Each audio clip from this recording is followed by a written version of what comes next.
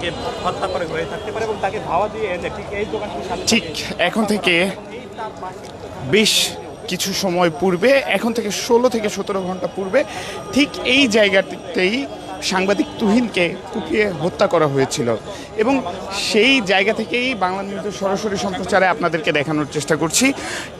সেই জায়গাতে এখনও কিন্তু জনমানুষের একটি ভিড় আমরা লক্ষ্য করতে পারছি, উৎসুক জনতার একটা ভিড় আমরা দেখছি। মূলত গতকাল রাতে এখানে একটি সংবাদ সংগ্রহর কাজ করতে গিয়ে একটি ঘটনার ভিডিও ধারণ করতে গিয়েই তার উপর এমন নৃশংস হত্যাকাণ্ড হয়, এটি আমরা আপনাদেরকে জানিয়ে রাখছি। পাশাপাশি আমরা যারা এখানে যারা রয়েছেন আমরা একটু তাদের সাথে কথা বলার চেষ্টা করব, কথা বলে জানার চেষ্টা করব।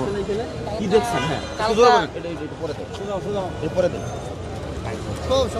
লাইভ আছেন, আমি নিতেছি ইন্টারভিউ, আপনি এটা ঢুকে দিয়ে কইতেছেন লাইভ আছেন, এটা হইলো কালকা শুনছি কাহিনী বলে দৌড়ে বলে এনে বলে মারা লাইছি শুনছি সাংবাদিক চিনা পরিচিত কালকা চা খাইতো। হ্যাঁ চিন্তাম, আমাকে জানা যাইতো, চাটা খাইতো আয় করতো। ঘটনাটি কখন শুনলেন এবং এটা এসে আপনি কি ওই সময় কি ঘটনাস্থলে উপস্থিত হয়েছিলেন? না, আসলাম না, পরে শুনছি আমরা। আপনারা কি নিরাপত্তাহীনতায় ভুগছেন? হ্যাঁ, নিরাপত্তা আমরা চাইতেছি খুন খারাপ আমরা ঠিক হয় না, এটাই। আমরা যতদূর জেনেছি যে তাকে যে কারণে হত্যা করা হয়েছিল সেটি একটি ভিডিও ধারণকে কেন্দ্র করে তাকে হত্যা করা হয়েছিল। এরকম ঘটনা এই গাজীপুরের এইখানে অহরহ ঘটছে কিনা, বা এরকম ঘটনা আপনারা নিয়মিত দেখেন? হ্যাঁ, এটা তো ঘটনা ঘটতেই আছে,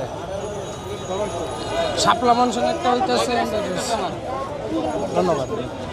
যেমনটি আপনারা শুনছিলেন, আমরা আরও কয়েকজনের সাথে একটু কথা বলবো। আপা একটু কথা বলতাম আজ এখানে